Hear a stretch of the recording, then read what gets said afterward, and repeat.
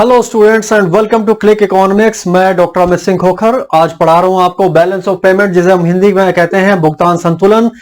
इस चैप्टर को शुरू करने से पहले बात कर लेते हैं वो कॉमन नॉलेज की जो आपके सबके पास में होगी। आपने देखा होगा जब आप बैंक में जाते हैं, पासबुक वहां से इशू होती है, जब अकाउंट ओपन करवाते हैं उस पासबुक में दो तरह के कॉलम्स बने होते हैं जिसमें डिफरेंट होती हैं एंट्रीज। अगर ये एक पासबुक है तो इस पासबुक में आप देखते हैं कि इस तरीके से कॉलम बना दिए जाते हैं। फर्स्ट कॉलम जो होता है उसमें तो एंट्रीज होती है कि किस नाम से क्या चीज हो रही है, और यहां आपका डेबिट और क्रेडिट दो तरह की एंट्रीज उसमें होती हैं। आपके अकाउंट में पैसा अगर आता है कहीं से, इनफ्लो ऑफ मनी होता है अकाउंट में, तो वो आपकी क्रेडिट साइड में शो कर दिया जाता है। और अगर आपने विड्रॉ किया है अपने बैंक से या फिर आपने पेमेंट कर दी किसी को चेक के थ्रू या किसी और मीडियम में, तो वो आपके डेबिट साइड में यहां शो कर दिया जाता है। और फिर फाइनल कॉलम में आपके दिखा दिया जाता है कि आपका बैलेंस अमाउंट आपके अकाउंट में कितना है। तो इस तरीके से ये आपकी बैंक की पासबुक होती है। ऐसे ही एक पासबुक होती है किसी भी कंट्री की, जो होती है बैलेंस ऑफ पेमेंट का अकाउंट, क्योंकि किसी भी कंट्री से फॉरेन एक्सचेंज जिसे कहते हैं विदेशी विनिमय, जो मैंने पिछले वीडियो में आपको पढ़ाया था, उसकी कुछ इनफ्लोज हो सकते हैं, उसके कुछ आउटफ्लो हो सकते हैं। यानी कि फॉरेन एक्सचेंज कंट्री से बाहर जा सकती है और फॉरेन एक्सचेंज कंट्री के भीतर आ भी सकती है। तो उसका जो लेखा जोखा है, उसका जो हिसाब किताब है, वो अकाउंटिंग स्टेटमेंट जो है वो इसमें हम रखते हैं। तो दो तरह की होती है उसमें एंट्रीज। इनफ्लो हो सकता है जैसे मैंने कहा फॉरेन एक्सचेंज का, जिसे हम विदेशी विनिमय कहते हैं, और उसका आउटफ्लो यानी देश से बाहर जाना, बहिर्गमन हो सकता है, और इनफ्लो यानी उसके भीतर आना फॉरेन एक्सचेंज का। तो ये इसके बारे में यहां इस क्लास में हम बात करने वाले हैं। चलिए, ये था इंट्रोडक्शन। अब बात करते हैं आराम से कि इसमें एग्जाम पॉइंट ऑफ व्यू से या फिर आपके क्लास 12 के सिलेबस से इसमें क्या आपको पढ़ना है। देखिए, यहां मैंने आपको कहा कि बैलेंस ऑफ पेमेंट, तो दैट मींस कि उसकी डेफिनेशन कि बीओपी होता क्या है। डेफिनेशन जब आप बात करेंगे तो उसमें ये वर्ड अकाउंटिंग स्टेटमेंट, यानी कि ये क्या है, एक वित्तीय लेखा जोखा है। लेखा वर्ड होता है अकाउंटिंग के लिए, उसकी आप बात करेंगे, वो शब्द जरूर उसमें मेंशन करेंगे। इसको बताने के बाद में फिर इंपॉर्टेंट हो जाता है कि यहां किसी भी एक अकाउंट की तरह, जैसे आप अकाउंट्स के स्टूडेंट तो आप जानते ही होंगे, लेकिन जो बच्चे कॉमर्स के नहीं भी हैं उनको मैं बता दूं, subscribe the channel and press the notification button, कि किसी भी भुगतान का लेखा जोखा रखने के लिए हम बनाते हैं टेबल। उस टेबल में दो साइड होती है, एक क्रेडिट साइड और एक डेबिट साइड। हिंदी में इसको कहते हैं जमा और नामे, इस प्रकार से हम इसको पुकारते हैं। यहां भी हम एक ऐसी ही टेबल बनाएंगे जहां हम बात कर रहे हैं फॉरेन एक्सचेंज की, विदेशी मुद्रा की बात कर रहे हैं, विदेशी विनिमय की, कि अगर विदेशी मुद्रा देश के भीतर आ रही है विदेशों से, तो उसको हम जमा पक्ष में यानी क्रेडिट साइड में हम उसको लिखें, क्योंकि यह है एक इनफ्लो। इसके विपरीत अगर विदेशी मुद्रा देश के बाहर जा रही है तो ऐसे में क्या हो रहा है कि वो आउटफ्लो कहलाएगा, आउटफ्लो ऑफ फॉरेन एक्सचेंज कहलाएगा, फॉरेन करेंसी का आउटफ्लो हो रहा है, तो वो जाएगा नामे पक्ष में, या फिर जिसे हम कहते हैं डेबिट साइड में वो एंट्री उसकी होगी। तो करना क्या है, सिर्फ कि कितना कितना फॉरेन एक्सचेंज कंट्री में आ रहा है वो यहां इसमें एंट्री करते चले जाइए, कितना कितना फॉरेन एक्सचेंज जा रहा है वो यहां एंट्री करते चले जाइए, और लास्ट में एक बन जाता है ये हमारा फिर नेट। यहां पे लिखते हैं नेट के शुद्ध, इनका अंतर वो यहां पे हम लिख देते हैं, और इन सब का अगर टोटल कर देंगे तो हमें मिल जाएगा बैलेंस ऑफ पेमेंट। इतना शॉर्ट में नहीं है, अभी डिटेल में बताने वाला हूं इसको मैं, तो घबराने की जरूरत नहीं है। बस इतना समझना है कि दो तरह के हमारे पास कॉलम बनेंगे, एक क्रेडिट साइड का और एक डेबिट साइड का कॉलम बनेगा। क्रेडिट इनफ्लोज के लिए, डेबिट आउटफ्लोज के लिए। इनफ्लो और आउटफ्लो के सोर्सेज क्या हैं, इसको मैं नए तरीके से बताने की जरूरत समझता नहीं। यहां पे आपने देखा होगा कि जब फॉरेन एक्सचेंज पढ़ा रहा था तो वहां पे मैंने बताया था कि डिमांड ऑफ फॉरेन एक्सचेंज और सप्लाई ऑफ फॉरेन एक्सचेंज के सोर्सेज क्या है। भाई डिमांड का अगर मैं एग्जांपल दूं तो जब इंपोर्ट करते हैं तो उसके लिए फॉरेन एक्सचेंज की जरूरत पड़ती है, तो वो एक डिमांड का सोर्स हो जाता है। उसका उलट अगर हम एक्सपोर्ट करते हैं तो उससे फॉरेन एक्सचेंज हमें रिसीव होती है और वो बन जाता है सप्लाई का एक सोर्स। तो ऐसे ही बहुत सारे सोर्सेज मैंने बताए थे, लगभग वही सोर्सेज डिमांड के और सप्लाई के यहां पे आ जाएंगे। डिमांड हुई तो दैट मींस कि आउटफ्लो हो रहा है, यहां आ जाएगा, और अगर सप्लाई हो रही है तो दैट मींस कि इनफ्लो हो रहा है, वो इधर आ जाएगा। चलिए अब उसको विस्तार से समझते हैं, लेकिन उससे पहले एक बार जरूरी है यहां समझना कि करंट अकाउंट क्या है और साथ में कैपिटल अकाउंट क्या है। यहां थोड़ा कंफ्यूजन हो जाता है बच्चों को कि ये वाला जो कैपिटल है कैपिटल अकाउंट, पूंजीगत लेखा, इसको कंफ्यूज कर लेते हैं कैपिटल गुड्स के साथ में, जो नेशनल इनकम वाले चैप्टर में पढ़ाया जाता है। तो दोनों में अंतर है, वो भी अभी बता देता हूं आपको मैं। बैलेंस ऑफ पेमेंट अकाउंट के दो पार्ट्स होते हैं, एक होता है करंट अकाउंट और एक होता है कैपिटल अकाउंट। हिंदी में आप देख सकते हैं चालू लेखा और पूंजीगत लेखा, इनको हम बोलते हैं। करंट अकाउंट में बेसिकली वो सारी एंट्रीज होती हैं जिनका फॉरेन एक्सचेंज की ऐसी किसी पेमेंट से रिलेशन नहीं होता जिसमें लायबिलिटी या एसेट क्रिएट होता हो। फॉर एग्जाम्पल, हम इंपोर्ट और एक्सपोर्ट की अगर हम बात करें तो दोनों में गुड्स एंड सर्विसेज के बदले में पेमेंट की जाती है, तो कोई लायबिलिटी क्रिएट नहीं होती कि हाँ फ्यूचर में कुछ पे करना पड़ेगा या फ्यूचर में कुछ मिल सकता है, ऐसा कोई एसेट भी क्रिएट नहीं होता। साथ ही साथ अगर हम बात करें इंपोर्ट एंड एक्सपोर्ट के अलावा, तो कुछ होती हैं यूनिलेटरल पेमेंट्स होती हैं, जैसे गिफ्ट्स ग्रांट्स वगैरह मिल जाती हैं फॉरेन कंट्री से डोमेस्टिक कंट्री को मिल जाए, बदले में कुछ पे थोड़ी करना होता है। ऐसी जो डोमेस्टिक कंट्री है वो भी किसी और अदर कंट्री को कुछ ग्रांट, जिसे हम अनुदान कहते हैं, वो दे सकती है, तोहफा दे सकती है वो किसी और देश को। वहाँ के रहने वाले जो लोग हैं किसी और देश के लोगों के लिए कुछ ऐसी गिफ्ट्स दे सकते हैं। तो वो सारी एंट्रीज हम करंट अकाउंट के तहत करते हैं, क्योंकि फ्यूचर में कोई भी लायबिलिटी या एसेट का कोई इसमें झंझट नहीं है। कैपिटल अकाउंट जो है उसमें ऐसी सारी एंट्रीज आती हैं जिसमें एसेट या लायबिलिटी का चक्कर होता है फॉरेन एक्सचेंज की। ध्यान रखिए, यहाँ कंफ्यूजन जो होता है स्टूडेंट्स को कि जो करंट अकाउंट है कि इसमें फॉरेन एक्सचेंज से रिलेटेड लायबिलिटी या कुछ एसेट का कोई लेना देना नहीं है, तो ये कंपेयर करने लगते हैं स्टूडेंट की जो बजट वाला चैप्टर है वहां पे था एक रेवेन्यू रिसीप्ट था, जिसे हम कहते हैं राजस्व प्राप्तियां, तो उससे कंपेयर करने लगते हैं। वो बेसिकली बजट है, वो गवर्नमेंट की जो रिसीप्ट्स हैं उनके बारे में, उसकी जो प्राप्त विभिन्न जो स्रोत हैं उनसे। यहाँ हम सिर्फ और सिर्फ फॉरेन एक्सचेंज की बात कर रहे हैं, यानी विदेशी मुद्रा की बात कर रहे हैं, उसके प्रवाह से संबंधित। तो ऐसा कोई प्रवाह जिसमें विदेशी मुद्रा का लेना देना हो वो यहाँ पे आएगा, और रेवेन्यू रिसीप्ट्स वाला जो था उसमें हम विदेशी मुद्रा की बात ही नहीं करते। कैपिटल अकाउंट जो है इसमें कंफ्यूजन होता है कि ये कैपिटल गुड्स से बच्चे जो हैं उसको कंपेयर करने लगते हैं।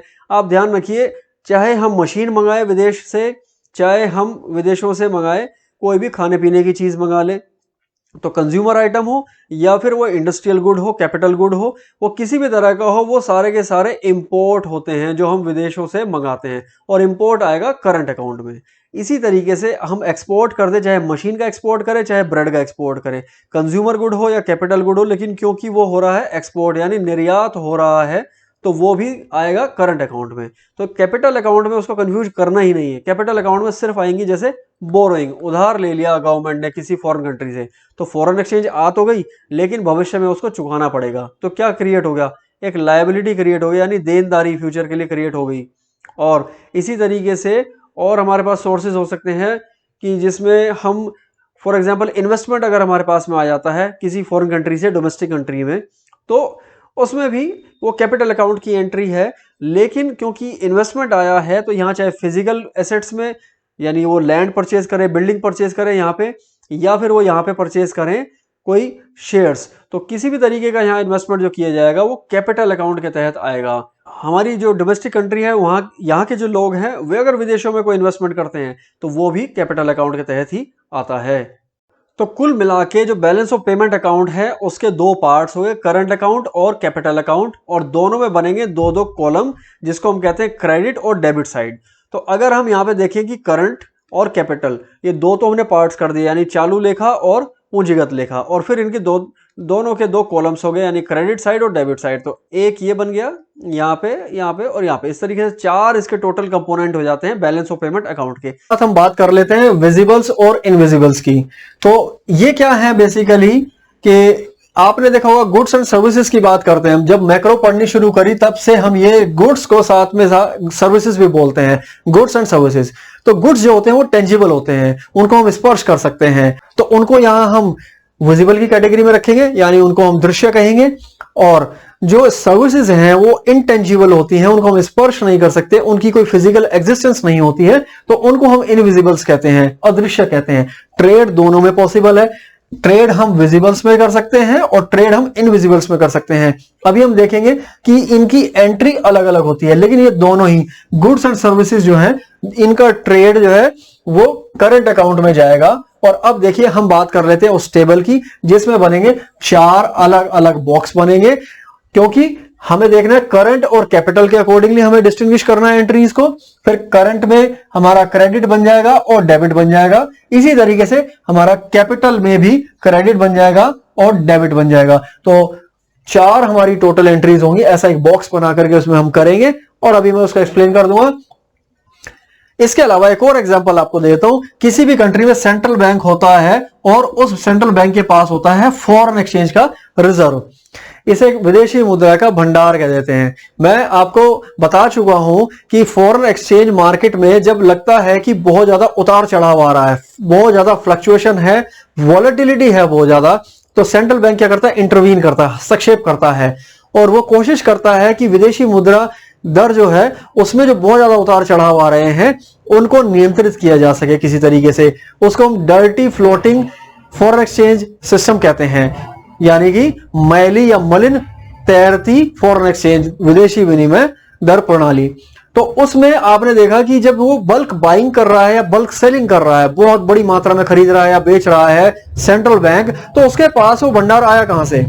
वो यही तो है, वो फॉरेन एक्सचेंज रिजर्व ही है वो, जिससे कि वो बहुत ज्यादा बाइंग करता है एक साथ में या बहुत ज्यादा सेलिंग एक साथ में कर देता है। तो ये जो एंट्री होगी फॉरेन एक्सचेंज रिजर्व की, ये भी हम यहां पे कैपिटल अकाउंट में ही करने वाले हैं। तो आइए अब बॉक्स बना करके, एक टेबल बना करके हम उसको एक्सप्लेन करते हैं और आपको बहुत जल्दी बहुत बढ़िया समझ में आ जाएगा। अभी बैलेंस ऑफ पेमेंट अकाउंट में 2 पार्ट्स होते हैं। पहला हो गया हमारा करंट अकाउंट जिसे हम कहते हैं चालू लेखा, और दूसरा हमारा हो जाता है कैपिटल अकाउंट जिसे हम कहते हैं पूंजीगत लेखा। यहाँ थोड़ा स्पेस की कमी है, हर एक फॉन्ट को मैं थोड़ा लार्ज साइज में दिखा सकूं, इसलिए मैंने कैपिटल अकाउंट को सेपरेटली अलग स्लाइड में मैंने बना दिया है।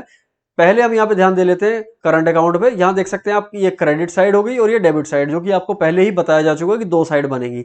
एक ये थर्ड मैंने और इसमें कॉलम मैंने इंक्लूड कर दिया है जिसको कहते हैं नेट। ये नेट बेसिकली क्रेडिट और डेबिट का डिफरेंस होगा, यहाँ पे इनका अंतर है यहाँ पे, और इससे फालतू कुछ नहीं है। तो आप यहाँ देख सकते हैं कि करंट अकाउंट जो है उसके जो कंपोनेंट्स है उनमें सबसे पहले मैंने इसमें लिखा है विजिबल्स को। विजिबल यानी दृश्य जिसे हम कहते हैं। तो इसमें आते हैं हमारे जो export of goods credit side में और import of goods debit side में, यानी वस्तु को आयात। क्योंकि जब हम निर्यात कर रहे हैं तो निर्यात करने से विदेशी मुद्रा हमारे देश में आ रही है, तो वो इसलिए क्रेडिट साइड में उसकी एंट्री कर देते हैं, इनफ्लो है वो। और जब हम इंपोर्ट कर रहे हैं गुड्स का, तो उसमें जो विदेशी मुद्रा है वो देश से बाहर जा रही है, आउटफ्लो है, इसलिए वो डेबिट साइड में हम कर देते हैं। और ऐसा ही हम हर एक आइटम के लिए ऐसे ही करने वाले हैं। यहाँ सिर्फ गुड्स की बात हो रही है। गुड्स जो है वो टेंजिबल होते हैं, उनको टच किया जा सकता है। और गुड्स का जो डिफरेंस है बेसिकली एक्सपोर्ट ऑफ गुड्स और इंपोर्ट ऑफ गुड्स का, इसको खाली हम बोल देते हैं balance of trade, BOT short form में कह देते हैं, यानी व्यापार संतुलन है ये। तो अगर क्वेश्चन आता है एग्जाम में 1 नंबर का कि बैलेंस ऑफ ट्रेड किसका पार्ट है, करंट अकाउंट का है या फिर कैपिटल अकाउंट का, तो आंसर वुड बी कि ये करंट अकाउंट का यानी चालू लेखा का ये भाग होता है। चलिए अब विजिबल्स के बाद में देखिए, अब नेक्स्ट है इनविजिबल्स, अदृश्य जो है जिनको हम टच नहीं कर सकते। तो उसमें पहला तो आ गया आपका exports of services.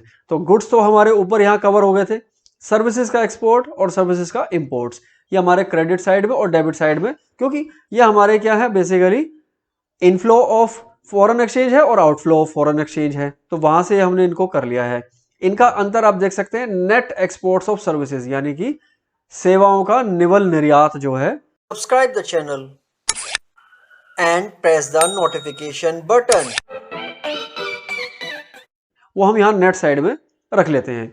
Second item है हमारा फैक्टर इनकम रिसीप्ट्स, तो कारक आय प्राप्तियां। तो फैक्टर इनकम क्या होती है? 4 तरह की फैक्टर इनकम्स होती हैं, जिसमें हमें वेजेस मिल जाते हैं, इंटरेस्ट, रेंट और प्रॉफिट। तो ये 4 जो फैक्टर रिसीप्ट्स होती हैं, ये अगर हमारे जो बाहर एम्प्लॉइज गए हुए हैं, हमारे जो रेजिडेंट्स बाहर काम कर रहे हैं, अगर उनसे आ रही है तो फिर ये इनफ्लो हो गया, क्रेडिट में एंट्री कर देंगे।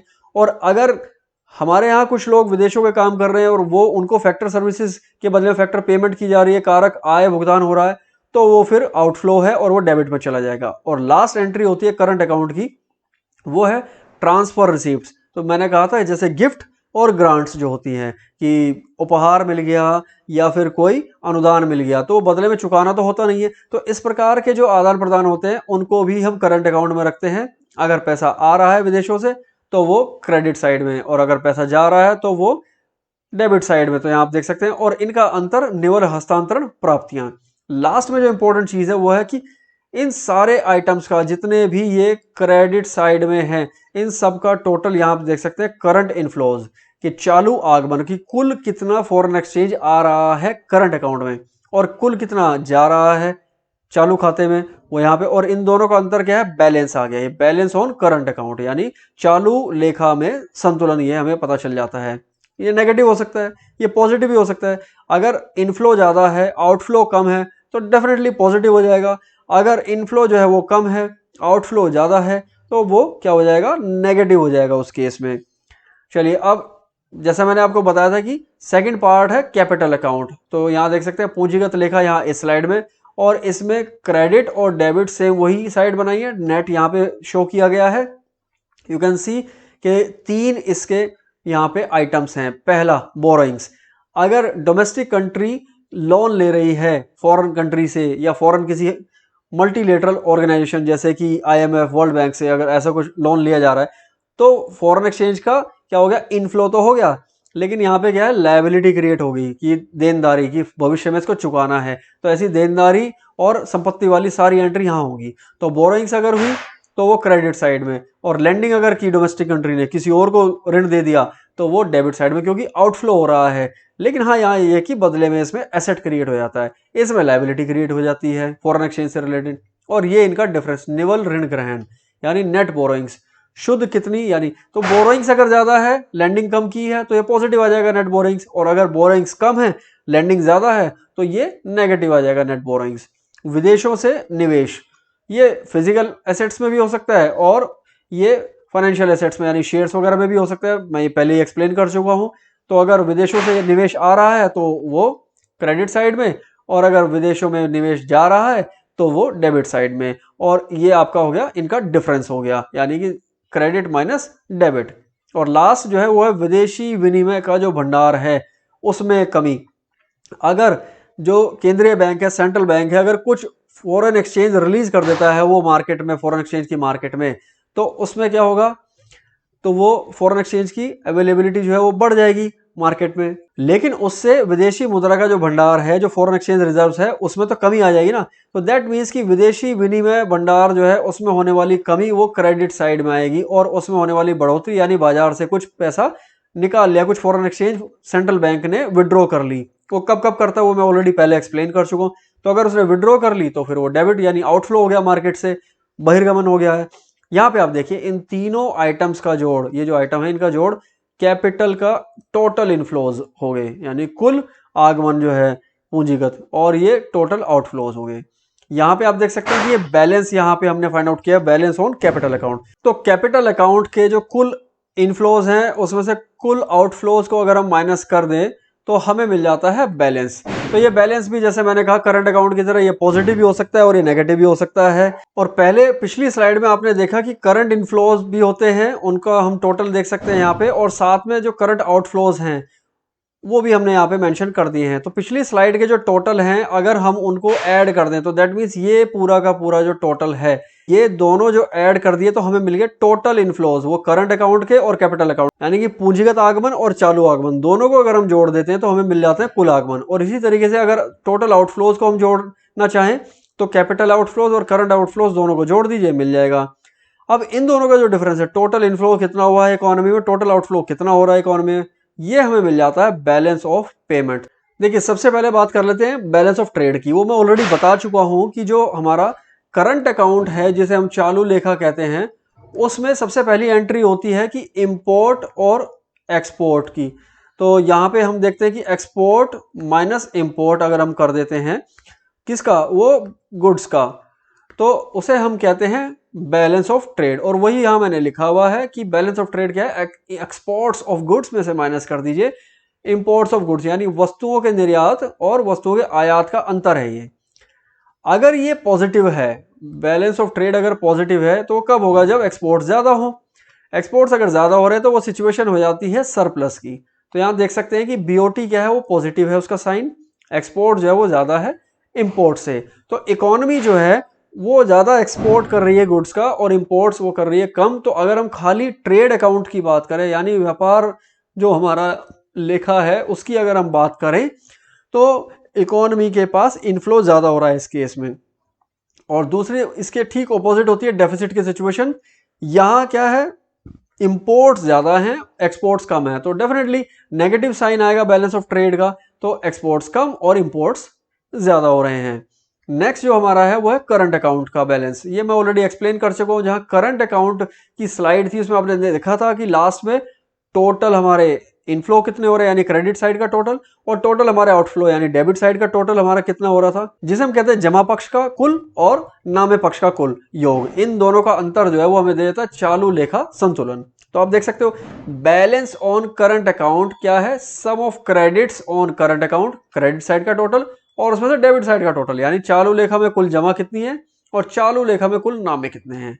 तो इनका अंतर हमें मिल जाता है। सरप्लस कब होगा, जब जमा ज्यादा हो तो सरप्लस यानी अधिशेष, और अगर हमारा नामे जो है यानी डेबिट साइड का टोटल ज्यादा हो रहा है तो फिर हो जाता है डेफिसिट। ध्यान रखिए करंट अकाउंट डेफिसिट जो है ये अपने आप में एक इंपॉर्टेंट टर्म है। एग्जाम में पूछ लिया था कि सीएडी क्या है, ये करंट अकाउंट डेफिसिट क्या है बेसिकली। तो जब करंट अकाउंट के टोटल आउटफ्लोज करंट अकाउंट के टोटल इनफ्लोज से कम रह जाए तो वो है हमारा सीएडी यानी क्रेडिट जब कम रह जाए डेबिट से। और लास्ट जो है वो है बैलेंस ऑन कैपिटल अकाउंट, जिसे हम पूंजीगत लेखा का संतुलन कहते हैं। यहाँ पे आप देख सकते हैं कि क्रेडिट्स का जो टोटल है कैपिटल अकाउंट के उसमें से डेबिट को माइनस कर दीजिए सेम, और ये आ जाएगा हमारा कैपिटल अकाउंट का बैलेंस। और इसमें भी पॉसिबिलिटी है कि हम ये यहाँ पे पॉजिटिव वैल्यू फाइंड आउट कर सकते हैं कि अगर क्रेडिट ज़्यादा हो यानी कि जमा जो है वो ज़्यादा हो, पॉजिटिव जाएगा, क्रेडिट ज़्यादा है डेबिट कम है तो इसे हम कह देंगे सरप्लस की सिचुएशन, और इसके ऑपोजिट जब क्रेडिट कम हो डेबिट ज़्यादा हो तो इसे कह देंगे कैपिटल अकाउंट डेफिसिट। लेकिन CAD जो फुल फॉर्म है वो बेसिकली हम करंट अकाउंट के लिए यानी चालू खाता के लिए ही यूज़ करते हैं। तो देखने में इसकी भी फुल फॉर्म CAD बनती है, लेकिन हम CAD इसको नहीं कहेंगे। CAD जहां भी लिखा होगा उसका सीधा सा मतलब करंट अकाउंट डेफिसिट से होगा। यहां हम देख रहे हैं कि कुछ ट्रांजैक्शंस के हमने नाम दिए हैं, दो तरह की ट्रांजैक्शंस हमने यहां मानी है, ऑटोनोमस ट्रांजैक्शन और अकोमोडेटिंग ट्रांजैक्शंस। ये जो ऑटोनोमस ट्रांजैक्शन है ये अपनी मर्जी के लिए है, ये स्वतंत्र है, फ्री है, ये इसलिए करी जाती है कि प्रॉफिट अर्न करा जा सके।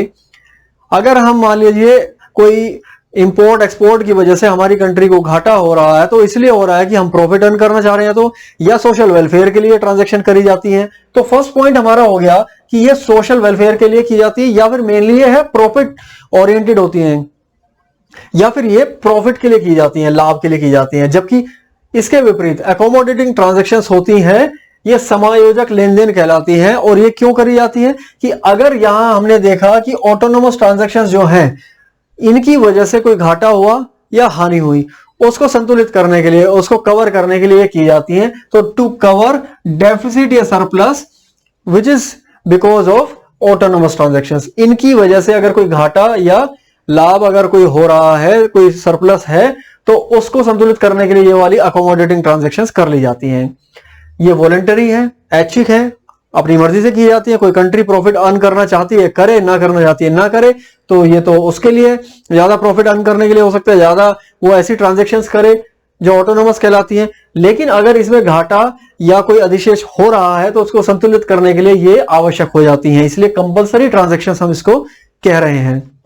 और लास्ट पॉइंट, ये कोई खास वैसे बहुत टेक्निकल पॉइंट नहीं है, लेकिन एग्जाम में क्योंकि ये क्वेश्चन 3 नंबर में आता है, कई बार 4 नंबर में भी आ जाता है, तो वहां आपको 2-3 पॉइंट जो लिखने हैं उनमें से एक पॉइंट ये भी है कि अबव द लाइन।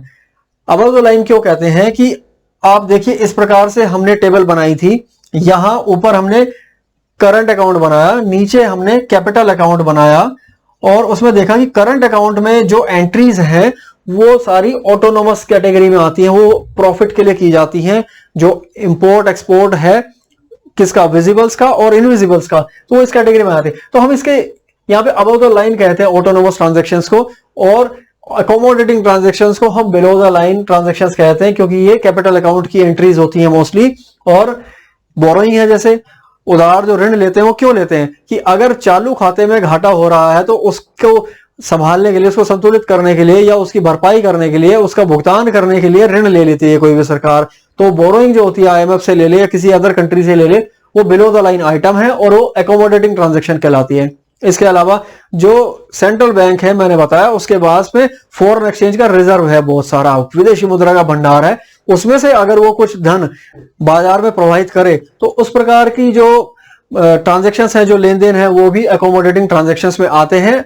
तो ये 3 पॉइंट है, एग्जाम में आपको इनको लिखना है। थोड़ा मैंने यहाँ पे शॉर्ट में लिख दिया है, आप प्रॉपर सेंटेंस की फॉर्म में लिख देना तो आपको फुल मार्क्स मिल जाएंगे इसमें। तो ये था टॉपिक बैलेंस ऑफ पेमेंट का। आई होप कि ये आपको अच्छे से समझ में आ गया होगा। फिर भी कोई कंफ्यूजन है, आप जो चैट बॉक्स है उसमें टाइप करके अपने क्वेश्चंस पूछिए, या फिर आप मेरे टेलीग्राम चैनल को ज्वाइन कर सकते हैं। वहां पे भी आप क्वेश्चन आंसर्स जो हैं रेज करके अपने डाउट्स को मिटा सकते हैं। माइक्रो इकोनॉमिक्स के सारे टॉपिक्स मैं आपको पढ़ा चुका हूं। इसके बाद में अब प्रैक्टिस सेशन करने वाले हैं हम। मैं नेशनल इनकम से शुरू करूंगा और बहुत ही जल्दी हम बहुत सारे क्वेश्चंस की प्रैक्टिस करने वाले हैं। आपके जितने डाउट्स हैं उन क्वेश्चंस को प्रैक्टिस करते करते आपके सारे डाउट्स हैं वो रिमूव हो जाएंगे। डेफिनेटली आपका कॉन्फिडेंस जो है वो अभी अगर हो सकता है लोअर लेवल पे हो या मीडियम लेवल पे हो, वो डेफिनेटली आप गेन करेंगे और वो आपका जो कॉन्फिडेंस लेवल है वो काफी हाई आएगा और आपको लगेगा कि हाँ yes you can score 90% plus in economics. तो अभी तक मेनली क्या सिलेबस कंप्लीट किया ताकि आपको पता हो, आई कैन रेफर कि अगर यहां डाउट आ रहा था इस वीडियो में आप रेफर कर लें, यहां डाउट आ रहा है तो उस वीडियो को आप रेफर कर लें। वीडियोस बन चुकी हैं, अब मेनली आपके क्वेश्चन आंसर के जो सेशंस हैं उसी को हम करने वाले हैं। तो इस वीडियो में इतना ही। Thank you so much, bye bye, keep learning.